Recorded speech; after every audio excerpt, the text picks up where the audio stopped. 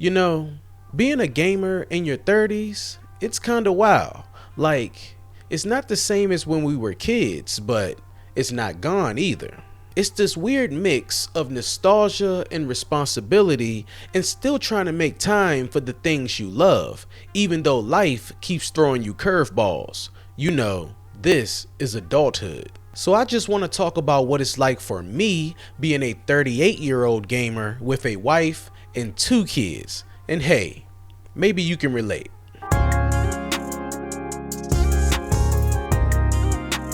First off, let's rewind a bit. If you're around my age, you probably grew up during one of gaming's golden eras. I'm talking about Nintendo 64, PlayStation 1, Sega Genesis, those chunky controllers that you swore fit perfectly in your hands, even though now if you hold one they feel like bricks. And I remember blowing into my game cartridges when they wouldn't play, only to learn as an adult that was doing more harm to the game than helping it. I still remember sitting on the floor with friends staring at the TV for hours, playing GoldenEye or Smash Bros, or one of my all-time favorites, NBA Street Volume 2. Summer vacation basically meant all-night marathons and way too much Mountain Dew. Back then, gaming was pure freedom, no responsibilities, no bills, no deadlines. The only stress was making sure your save file didn't get overwritten by your little cousin. And this happened to me with Gran Turismo 3, and no lie, I was mad at my cousin for like 2 weeks straight. But then you grow up, and time becomes your biggest boss battle. Because see, in your 30s, the real boss challenge isn't the final boss. It's your schedule. Like I used to sit down and knock out 6-hour RPG sessions no problem. I would live inside those games. Now, I'm lucky if I get through one dungeon before real life barges in. Gotta go to work. Someone texts me asking for my help. My wife reminds me about a bill that I forgot to pay. Or the kids keep barging in and my little one starts crying because he wants my controller because he sees a light on it. Then boom, gaming session over. Instead of long marathons, now I sneak in 45 minutes here, maybe an hour there. Games I used to binge, I now nibble at like leftovers. And that's why I end up playing a lot of pick up and play stuff, like roguelikes, shooters, fighting games, or something retro, because you can actually get something done in that little time you have. But man, I miss those endless sessions. And here's another thing. In your 30s, nostalgia really kicks in. I can't tell you how many times I fired up an emulator just to hear that PS2 boot up sound. Or I'll see a remaster of some old game and instantly buy it, even though deep down, I know I probably don't have the time to actually beat it. But that's the thing.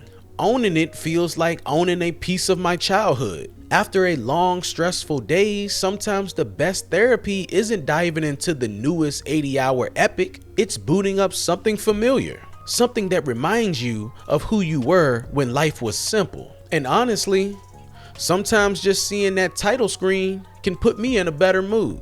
Now you know we have to talk about multiplayer. Back in the day, it was so easy. You and your friends just knew when to log in, no planning, no schedules, you be in the lobby every night without even thinking about it. Now, setting up a game night with friends in their 30s is basically like planning a wedding. You've got group chats full of sorry, can't make it, the baby's sick, or work called me at the last minute. But when everything does come together, oh, it's magic. Not just because of the game, but because it feels like catching up. It's laughing when someone accidentally blows themselves up, cheering when you finally beat a raid boss, you both sucking in Call of Duty because you're up against kids who have all day to get good, or just hanging out in voice chat because you don't get to hang out enough in real life. That's when you realize it's not just about the game, it's about staying connected. Now, since I'm keeping it real, let's talk about being in your 30s, how these games hit your wallet different. And I felt this before inflation. As a kid, games felt expensive because you didn't have any money. Now games feel expensive because you have too many responsibilities.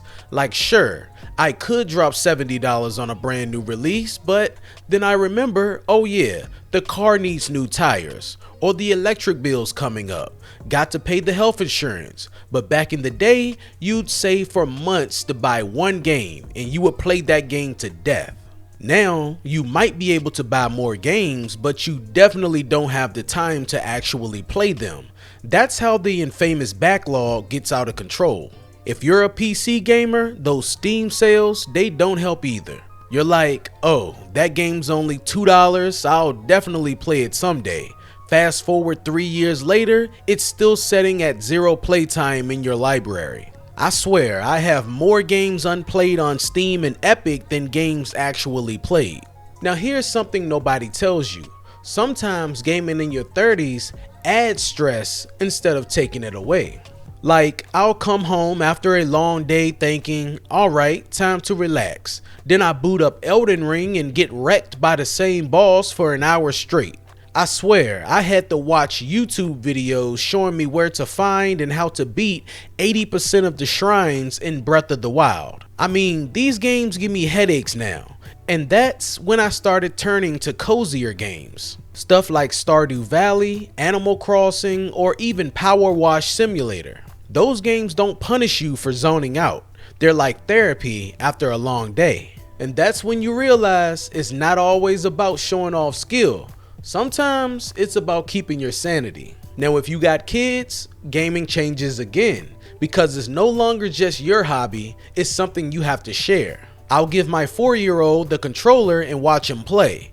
Really, he's just running into walls or jumping in place, but seeing his excitement is priceless. Meanwhile, my 1-year-old is mad because he wants a controller.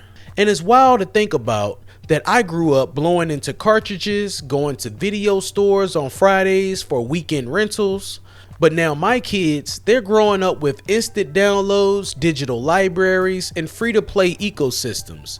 Totally different world, but the joy is exactly the same, even though us old heads can't see it. It's like passing the torch and accepting the shift.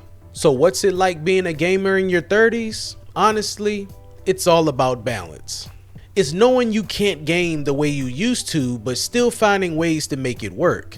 It's late night sessions when you should probably be sleeping. It's buying games you know you'll never finish, but enjoying those first few hours anyway. It's reconnecting with old favorites and realizing they still have the power to make you smile. And you're lucky if you have any friends to game with as an adult. It isn't about how many hours you put in or how many achievements you unlock. It's about those little moments. Moments that I once cherished, like unboxing a brand new console. Now, I did recently get that feeling again when I got my Switch 2, even though I barely played the thing.